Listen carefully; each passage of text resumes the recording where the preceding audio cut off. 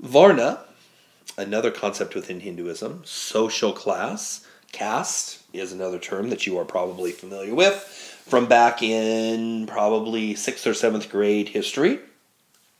We take a look at this little poem here. When the gods divided the man, into how many parts did they divide him? What was his mouth? What were his arms? What were his thighs and feet called?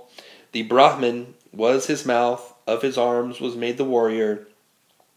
His thighs became the Vaisya, and of his feet the Sudra was born.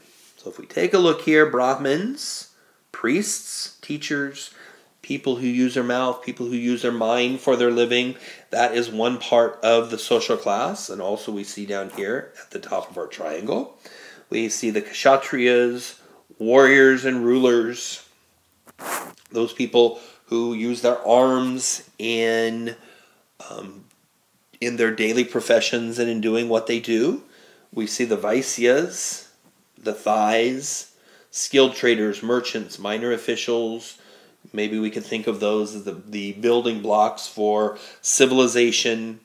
And finally, down here at the feet, we have the Sudras, unskilled workers, those people who don't have any particular skills in the work that they do. People who do manual labor would certainly be seen as Sudras.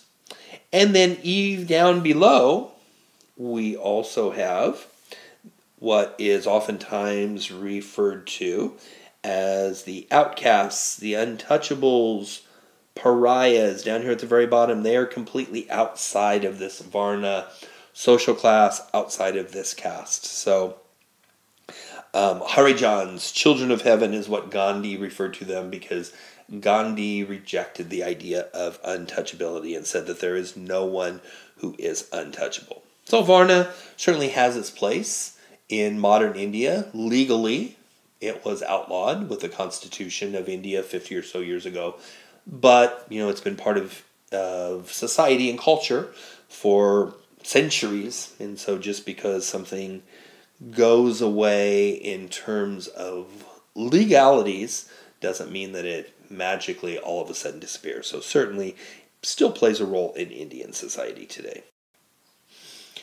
Practices. Some common practices amongst Hindus, as I mentioned earlier. There is so much diversity within Hinduism. India and South Asia is such a large place. But some of these commonalities that we would find would be reverence for Brahmins, reverence for those priests, reverence for cows, abstaining from meat, either being a vegetarian or at least not eating beef, marrying within your caste, the Varna that I just spoke about a moment ago. That certainly has been important. In marriage in the hope of producing male heirs. The males were the sort of social security for their parents throughout much of human history. And so it was important, that they would have a male heir, so there would be someone there who would take care of the parents in their old age. Holy books. Just like any faith, Hinduism has its scriptures, and they are written, if we take a look here at this image, in Sanskrit, and this is what Sanskrit looks like, a very ancient language. There is no one book, such as the Bible or Quran, but many books in Hinduism. Some books are transmitted orally by Brahmins and passed down by word of mouth.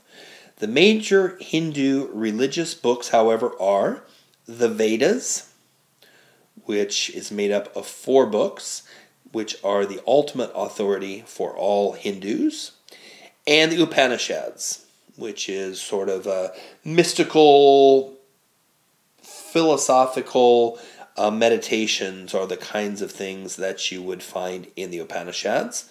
Both of these writings are considered to be revealed, meaning revealed from God, having a very important spiritual component coming from Brahman.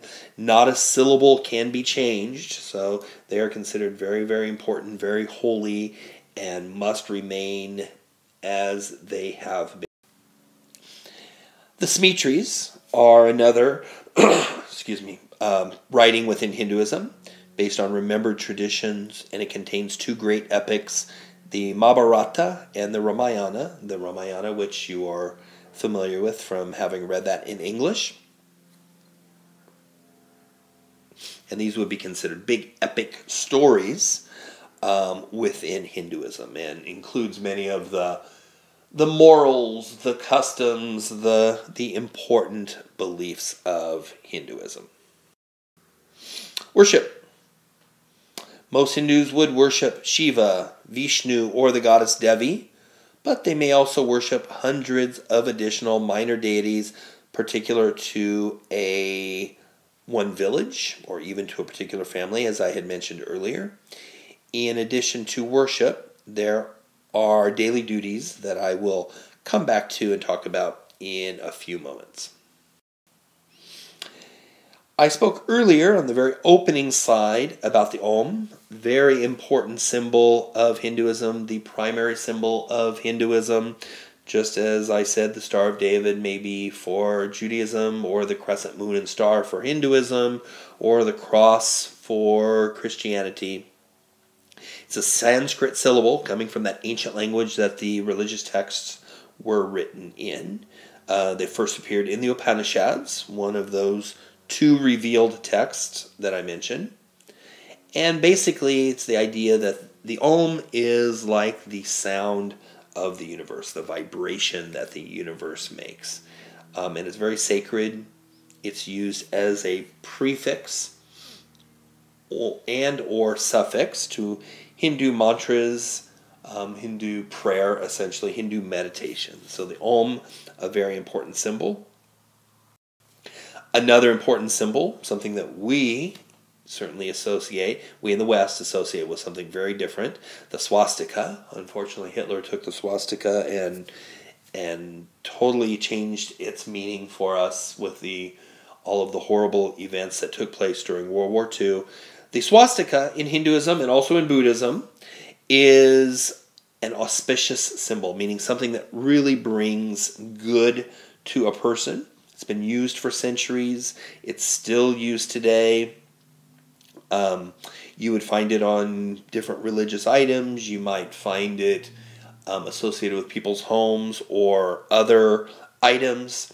It's the symbol of the sun god Surya, who represents the four directions. So if we look at the swastika, we can certainly see where that would come from. It's also a symbol of Brahma, the creator god. It goes along with Ganesha. So the swastika is an important symbol. Certainly may see it in connection with Hinduism. So I wanted you to be aware of what that meaning is, because in our modern Western world, it certainly has a very different meaning for us. And the lotus, another important symbol. So just like, let me start over. It sort of represents moksha, that release of the soul to become one with Brahman. So if we think about a pond, and down at the bottom of that pond is this filthy, dirty, muddy, goo, and in that are the roots of the lotus, and the lotus grows up out of that sort of dirty, muddy situation, and this long stalk comes, and this beautiful flower appears above the water, and this is symbolic of the release of the soul. The Atman is the term for that, to moksha, and the release of the soul from samsara, from that cycle of reincarnation. The bindi we saw on the first slide. Again, the symbol here of a married woman. It's a colored dot, usually vermilion, that shade of red, traditionally worn on the forehead of married women. It symbolizes female energy. It's believed to protect women and their husbands. And as I said earlier, we don't really see it in this picture, but we also very likely for a married woman would see that same color, that same red vermilion color in the part of a married Hindu woman's hair. The mandir, the temple, a place of worship, usually dedicated to one particular deity, but there may be other deities also associated with the particular temple. Most practicing Hindus would also maintain a small mandir in their home, perhaps a room, a corner of one room, for daily worship, for daily meditation. Varanasi, I mentioned the Ganges earlier. Here we see in this picture people bathing in the Ganges, and certainly people who live in Varanasi may go on a daily basis and bathe in the Ganges, but many people make pilgrimages, religious journeys to the Ganges because it is believed it is sacred. You know, it's the mother of us all, just like we see here. The lifeline of Indian culture is what the Ganges is. The city of Varanasi dates back about 3,500 years, goes back about 3,500 years, and people have been continuously making pilgrimages to the city of Varanasi. Or Banaras is another name for the city of Varanasi, but Varanasi is the most commonly used name. Duties. I mentioned duties briefly earlier. There are 5 daily duties, just like we see the woman here worshiping God. That is the first daily duty. Reciting scriptures from the Vedas, from the Upanishads, honoring parents and elders, helping the poor, feeding animals. So those are the 5 duties that are required of a Hindu in their daily life. Special occasions. Just like any other faith, Hinduism has special occasions, marriage, birth, etc. Fire plays, an important role in some of these. Pilgrimages to holy sites might also be a special occasion. And other particular holidays that are associated with Hinduism. Holi, one of those holidays. Certainly very colorful, as you can see from the pictures. It celebrates the arrival of spring, the death of the demoness Holika, and people go about with these colored dyes, and they go around and throw these dyes mixed with water, or throw the dyes on people, into very different colorful ways. So certainly that is one way to just kind of let go of the mundaneness of everyday life. Another important holiday in Hinduism is Diwali, which takes place in the fall. It's a 5-day festival known as the Festival of Lights because of the lighting of the lanterns that we see in this particular picture here. It is a time to get together with families, exchange sweets, exchange gifts, and just to come back together with your own personal family, your own community to reconnect. So a very important holiday. So that concludes our discussion of Hinduism.